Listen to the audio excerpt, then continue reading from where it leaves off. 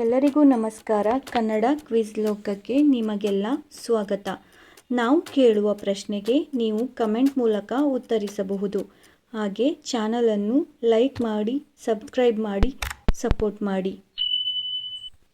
ಮೊದಲನೆಯ ಪ್ರಶ್ನೆ, ಈ ಕೆಳಗಿನ ಆಡಳಿತಗಾರರಲ್ಲಿ ಯಾರು ತಮ್ಮ ನಾಣ್ಯಗಳ ಮೇಲೆ ಲಕ್ಷ್ಮೀ ದೇವಿಯ ಆಕೃತಿಯನ್ನು ಮುದ್ರಿಸಿದ್ದರು ಮತ್ತು ಅವರ ಹೆಸರನ್ನು ನಗರಿ ಅಕ್ಷರದಲ್ಲಿ ಕೆತ್ತಿದ್ದರು? Option A Mohammad Ghazni, option B Mohammad Ghori, option C Mohammad bin Tughlaq, option D Iltutmish. ಸರಿಯಾದ ಉತ್ತರ ಆಪ್ಷನ್ ಬಿ ಮೊಹಮ್ಮದ್ ಗೋರಿ. ಮೊಹಮ್ಮದ್ ಗೋರಿ ಗಹಡವಾಲ ಪ್ರದೇಶಗಳಲ್ಲಿ ಚಲಾವಣೆಗಾಗಿ ಗಹಡವಾಲರು ಅಥವಾ ರಜಪೂತರ ನಾಣ್ಯಗಳಲ್ಲಿ ಕುಳಿತಿರುವ ದೇವತೆ ಲಕ್ಷ್ಮೀ ಪ್ರಕಾರವನ್ನು ಅಳವಡಿಸಿಕೊಂಡನೆಂದು ತಿಳಿದುಬಂದಿದೆ. ಅವರು ತಮ್ಮ ನಾಣ್ಯಗಳ ಮೇಲೆ ಲಕ್ಷ್ಮೀ ದೇವಿಯ ಆಕೃತಿಯನ್ನು ಮುದ್ರಿಸಿಕೊಂಡರು ಮತ್ತು ಅವರ ಹೆಸರನ್ನು ನಗರಿ ಅಕ್ಷರದಲ್ಲಿ ಕೆತ್ತಿಸಿದರು.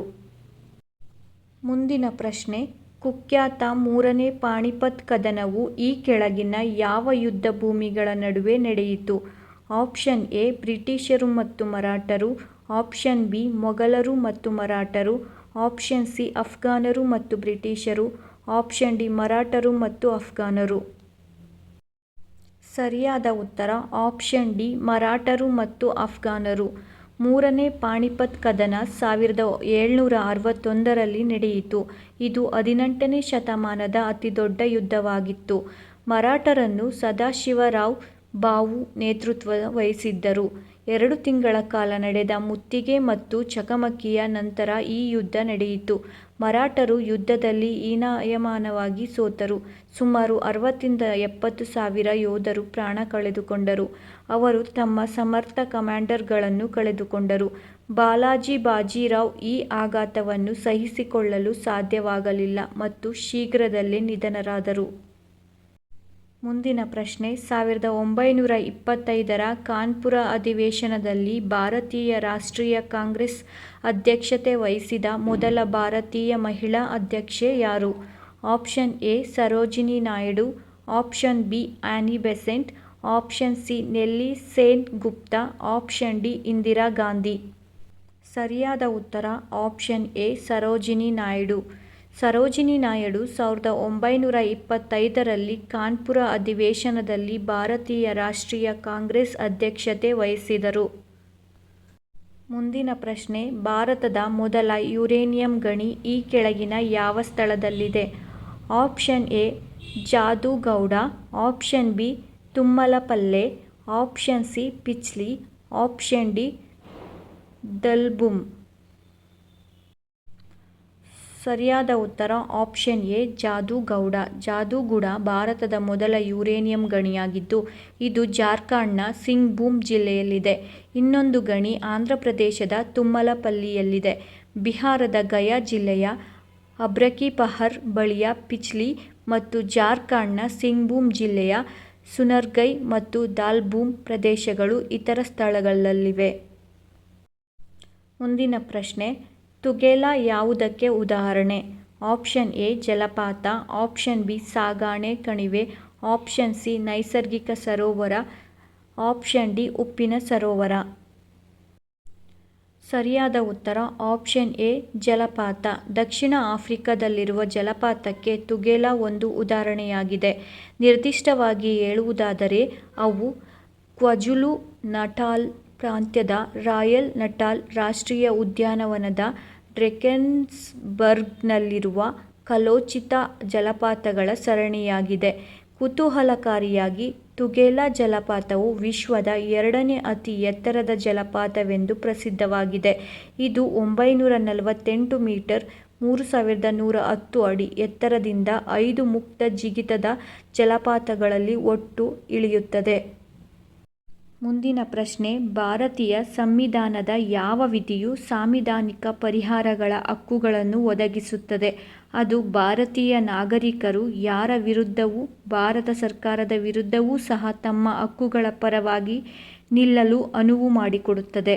ಆಪ್ಷನ್ ಎ ವಿಧಿ 31, ಆಪ್ಷನ್ ಬಿ ವಿಧಿ 32, ಆಪ್ಷನ್ ಸಿ ವಿಧಿ 33, ಆಪ್ಷನ್ ಡಿ ವಿಧಿ 34. ಸರಿಯಾದ ಉತ್ತರ ಆಪ್ಷನ್ ಬಿ ಲೇಖನ 32. 32ನೇ ವಿಧಿಯು ಸಾಂವಿಧಾನಿಕ ಪರಿಹಾರಗಳ ಹಕ್ಕನ್ನು ಒದಗಿಸುತ್ತದೆ. ಅಂದರೆ ಒಬ್ಬ ವ್ಯಕ್ತಿಯು ತನ್ನ ಮೂಲಭೂತ ಹಕ್ಕುಗಳನ್ನು ರಕ್ಷಿಸಲು ಸುಪ್ರೀಂ ಕೋರ್ಟ್ಗೆ ಹೋಗುವ ಹಕ್ಕನ್ನು ಹೊಂದಿರುತ್ತಾನೆ. 32ನೇ ವಿಧಿಯ ಅಡಿಯಲ್ಲಿ ಸುಪ್ರೀಂ ಕೋರ್ಟ್ ರಿಟ್ಗಳನ್ನು ಹೊರಡಿಸುವ ಅಧಿಕಾರವನ್ನು ಹೊಂದಿದ್ದರೆ 226ನೇ ವಿಧಿಯ ಅಡಿಯಲ್ಲಿ ಹೈಕೋರ್ಟ್ಗಳಿಗೆ ಅದೇ ಅಧಿಕಾರವನ್ನು ನೀಡಲಾಗಿದೆ. ಮುಂದಿನ ಪ್ರಶ್ನೆ, ಬೂದುಹೊಟ್ಟೆಯ ಟ್ರಾಕೋಪನ್ ನೈಸರ್ಗಿಕ ಆವಾಸಸ್ಥಾನವಾಗಿರುವ ಪುಲಿ ಬ್ಯಾಡ್ಜೆ ವನ್ಯಜೀವಿ ಅಭಯಾರಣ್ಯವು ಯಾವ ರಾಜ್ಯದಲ್ಲಿದೆ? Option A Mizoram, option B Tripura, option C Manipur, option D Nagaland. ಸರಿಯಾದ ಉತ್ತರ ಆಪ್ಷನ್ ಡಿ ನಾಗಾಲ್ಯಾಂಡ್. ಪುಲಿ ಬ್ಯಾಡ್ಜೆ ವನ್ಯಜೀವಿ ಅಭಯಾರಣ್ಯ ನಾಗಾಲ್ಯಾಂಡ್ನ ಕೊಹಿಮಾ ಜಿಲ್ಲೆಯಲ್ಲಿದೆ ಮತ್ತು ಇದು 923 ಹೆಕ್ಟೇರ್ ಪ್ರದೇಶವನ್ನು ಒಳಗೊಂಡಿದೆ. ಈ ಅಭಯಾರಣ್ಯವು ಬ್ಲೈಟ್ಸ್ ಟ್ರಾಗೋಪನ್ ಅಥವಾ ಬೂದುಹೊಟ್ಟೆಯ ಟ್ರಾಗೋಪನ್ಗೆ ನೈಸರ್ಗಿಕ ಆವಾಸಸ್ಥಾನವಾಗಿದೆ. ಮುಂದಿನ ಪ್ರಶ್ನೆ, ಕೇಂದ್ರ ಗೃಹ ಸಚಿವಾಲಯವು ಯಾವ ಗೂರ್ಖಾ ಪ್ರತಿನಿಧಿಗಳೊಂದಿಗೆ ತ್ರಿಪಕ್ಷೀಯ ಮಾತುಕತೆಗಳನ್ನು ಪ್ರಾರಂಭಿಸಿತು ಮತ್ತು ಯಾವ ರಾಜ್ಯ ಸರ್ಕಾರಕ್ಕೆ ಇದು ಸಂಬಂಧಿಸಿರುವುದು?